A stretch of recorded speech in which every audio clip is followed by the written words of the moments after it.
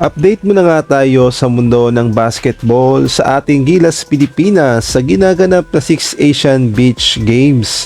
Eto nga, nagkatotoo na, Thailand.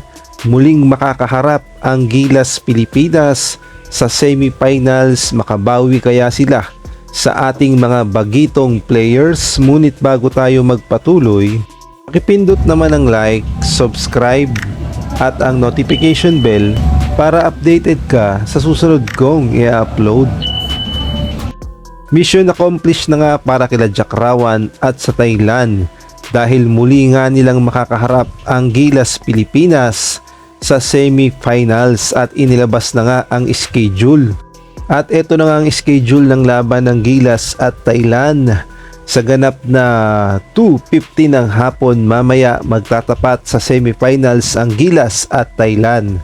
Ngunit pagdating sa lineup ay lamang ang Thailand dahil ang kanilang ginamit ang kanilang Team A na ginamit nila mismo sa SEA Games at gayon na rin sa FIBA Asia Cup 3x3.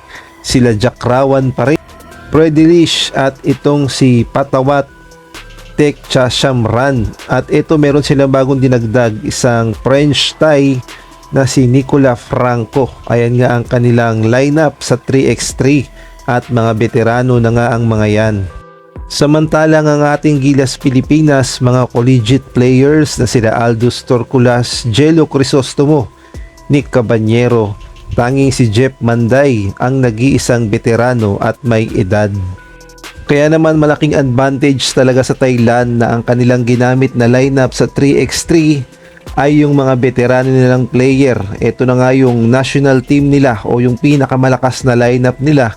Kaya naman hindi nakakapagtaka na masusubukan talaga ang ating mga Gilas Pilipinas players bukas na tapatan ang lakas ng Thailand dahil hindi nga biro yan. Kumbaga dito na malalaman kung hanggang saan ang lakas ng ating mga bagitong Gilas players. At pinanindigan talaga ng Thailand na hindi sila matalo sa 3x3 dahil magpasa hanggang ngayon ay wala pang ang talo itong Thailand at 4-0 ang kanilang record. Talaga nga namang desperado sila na makuha ang gintong medalya dito sa Asian Beach Games. Kaya naman kaabang-abang talaga ang kanilang magiging laban sa ating Gilas Pilipinas. At kung ating ngang babalikan nung FIBA Asia Cup 3x3, nagpadala tayo ng mga PBA players at sinabayan naman yan nila Jack Rawan at Predilish. Muntik pa ngang matalo itong pinadala natin na PBA players.